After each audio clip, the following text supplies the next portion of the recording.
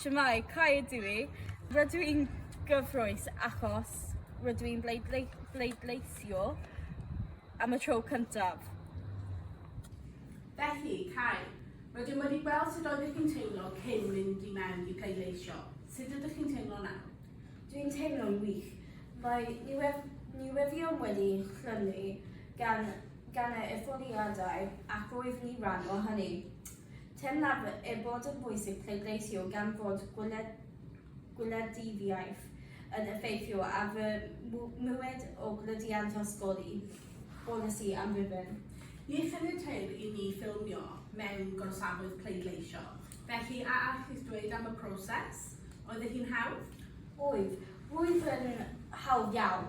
Roeddais i Kevin a oedd wedi bosio atafu clerc. Gofynion nhw i mi am fy enw a cyfeiriad, sganio cod QR a fy Kevin pleidleisio. Yn y dangosais fy ID llyn ac yn ysganiad y clerc papur pleidleisio ei roi i mi. Diweddar wrthyf am bleidleisio dros yn ymgesif ac yn agosod i'r papur pleidleisio yn y blwch pleidleisio. Ac y mewn hi'n hir? Nawr, roeddwn ni mewn acalon o orsaf pleidleisio mewn 2-3 munud. Roedd y staff yn gwych. Roedd awyddion a gwybodaeth i helpu. Felly, a byddwch yn pleidleisio eto? Yn bendant, mi bydd y ffwriad cyffredinol yn ddiweddarach eleni. Mae'n bwysig iawn bod cymaint o pobl a phosibl yn pleidleisio.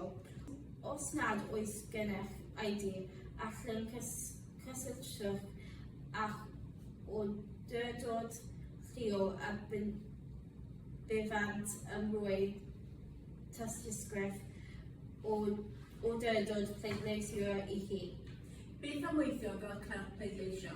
Mae awdurdodau lleol yn aml yn chwilio am staff, a bydde hyn yn rhywbeth y byddwch chi'n ystyried? Doeddwn ni erod wedi meddwl amdano, ond dwi'n deall bod swyddi yn y orsaf bleidleisio, ond hefyd yn cymffasio a cyfrir pleidleisiau. Mae'n rhywbeth i byddaf yn ymchwilio iddo.